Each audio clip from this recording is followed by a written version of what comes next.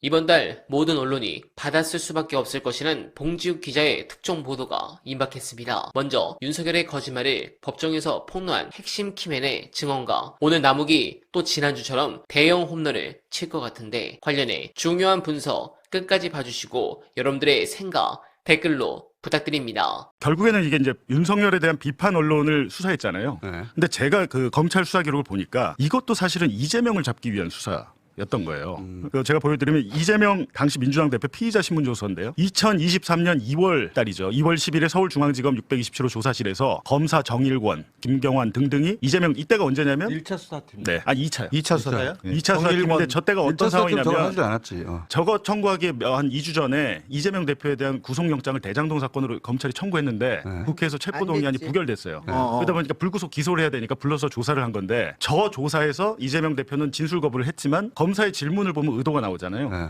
그 질문을 보니까 뉴스타파 보도한 거를 제시를 하면서 이재명 대표한테 계속 묻는 게 야 이재명은 그 성남 그 업자들 수익을 너무 많이 뺏어서 공산당 프레임이 있었잖아요. 이 프레임 너랑 김만배가 만든 거지? 라고 계속 묻습니다. 짜고 예. 졌구나. 자 너희들 짜고 친 짜고 거지. 졌구나라고. 라고 이제 계속 물어서 나중에 그러니까 저는 처음에 몰라 이걸 왜 물었지라고 생각했는데 저렇게 묻고 나서 7개월 후에 비판 언론에 대한 대대적인 압수수색이 시작되고 제가 2023년 9월 14일에 압수수색을 받았는데 저희 압수수색 받고 4일 후에 이재명 대표에 대해서 2차 구속영장 청구를 하게 되는 거거든요. 근데 결국에는 비판 언론도 비판 언론인데 이것 또한 대장동으로 구속을 실패하자 이제 강백신이 당시 강백신 부장검사가 비판 언론과 묶어서 이재명을 잡으려고 했던 거죠.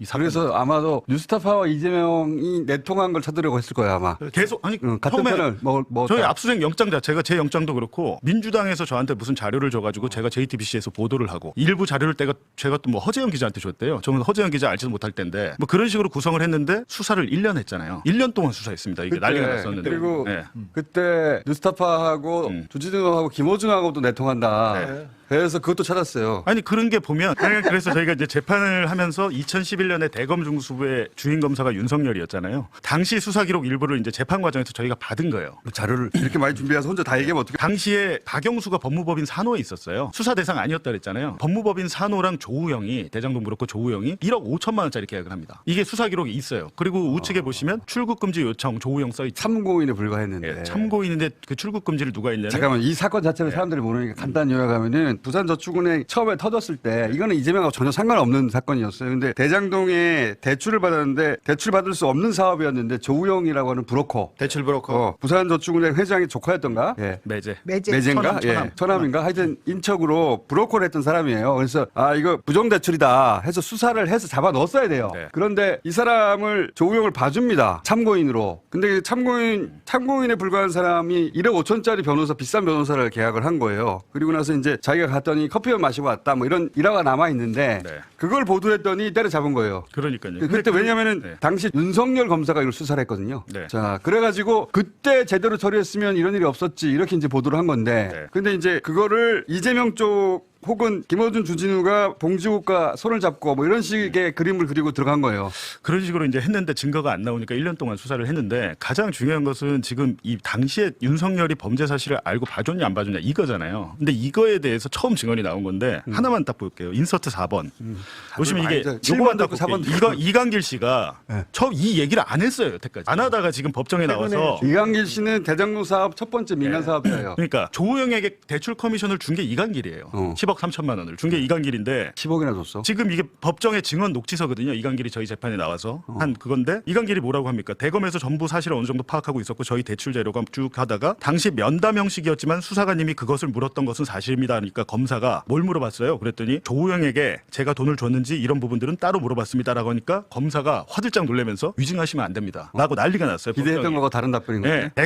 또 검사가 대검 중수부에서 당시 증인에게 조우영에게 10억 3천만 원을 줬냐고 물어봤나요? 하니까 10억 하려고 얘기를 하려니까 갑자기 변호인 측이 재판장님이 있습니다. 지금 검사는 계속해서 증인을 겁박합니다 해서 법정이 아수라장이 됐습니다. 검찰에서는 이렇게 얘기를 안 했거든요. 검찰 수사 단계에서는. 근데 법정에 나와서 당시 대검 수사관이 조우영에게 내가 돈 준 거 나뿐만 아니고 다른 사업장에서도 조우영에게 돈을 준 사실을 커미션을 준 사실을 다 알고 근데 왜 나한테 조우영을 묻더라. 받았냐가 되는 거지 이렇게 되면. 그러니까요. 그렇다 보니까 얘가 범죄 사실이 너무 많다 보니까 윤석열 본인이 출국 금지 시켰잖아요, 지금 조우영을. 근데 이런 것들이 이제 다 나오고 있는 단계이기 때문에 이제 제가 왜 이 말씀드리면 이때 당시 윤석열 주임 검사가 제대로 수사했다면 이 업자들이 나중에 사업 못하는 근데 왜 봐줬을까? 이렇게 명백한 사건을? 아까 제가 보여드렸잖아요. 남욱 박영수 그 라인 때문에 봐준 거죠. 1억 5천만 원을 어떻게 주냐면 착수금은 5천이고 이 사건 다 끝나고 불이건 됐잖아요. 조우영이 빠져나갔잖아요. 성공부수로 1억을 지급을 합니다. 그거를 조우영이 얘기를 해요. 검찰 수사에서. 1억 5천을 네. 박영수 그러니까요. 변호사에게. 그러니까 박영수는 이때 선임계도 내지 않고 뒤에서 전화 변론을 하면서 1억 5천을 받은 건데 이런 것들을 보면 윤석열이 이렇게 하지 않고서 이게 가능한 일입니까? 평검사가 가능합니까 이게? 수사관이 가능합니까? 불가능하잖아요. 당시에 대검 중수부장은 김홍일이었고 그리고 그 뭐 준비를 많이 했어. 엄청 중요한 얘기. 이강길 씨 얘기만 빼고 큰 틀은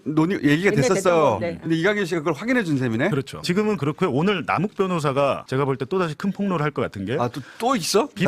비판 언론을 수사할 때 처음에 우리가 그러니까 남욱 유동규가 말을 맞춰가지고 정진상하고 이재명의 대장동 그분이다 이걸 했잖아요 법정에서. 강백신 이 양반이 똑같은 패턴으로 해서 남욱하고 유동규를 이용해서 그때 김만배가 공산당 프레임 언론 작업한 거 맞지? 유동규랑 남욱이 그 수사에 협조한 거예요. 거기에 대한 폭로를 오늘 할 걸로 저는 보입니다.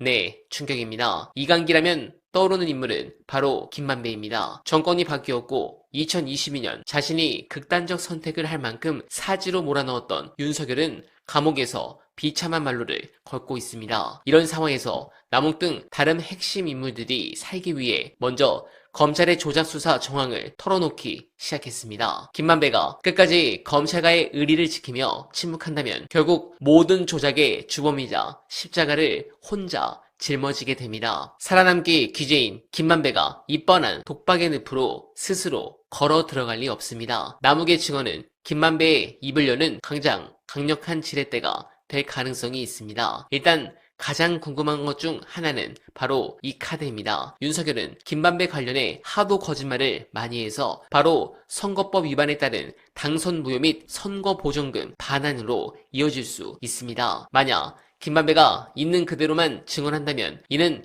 단순한 폭로를 넘어 국가의 근간을 뒤흔든 대선 개입 및 선거 조작 범죄가 됩니다. 윤석열의 당선이 원처 무효가 되는 강력한 법적 근거가 되며 국민의힘은 대선 당시 국가로부터 보전받은 수백억 원의 선거 자금을 전액 토해내야 하는 완벽한 파산 상태에 직면하게 됩니다. 물론 가능성은 반반입니다. 김성태가 주가 조작건이 걸려있어 지금 제대로 검찰에 대한 폭로를 하지 못하는 것처럼 김만배 역시 돈이 걸려있어 입을 열기는 쉽지 않을 것입니다. 그러나 그가 입을 여는 것이 결국 장기적으로 그에게도 이 오랜 법적 공방의 마침표를 찍는 상황으로 이어질 수 있으니 용기를 내어 28일 증언하길 희망합니다. 여러분들은 어떻게 생각하십니까? 공감하셨다면 소중한 언알바 후원 부탁드립니다. 댓글에 고정된 내용을 통해 많은 사랑 부탁드리며 언알바는 오늘도 최선을 다하겠습니다. 여러분 고맙습니다.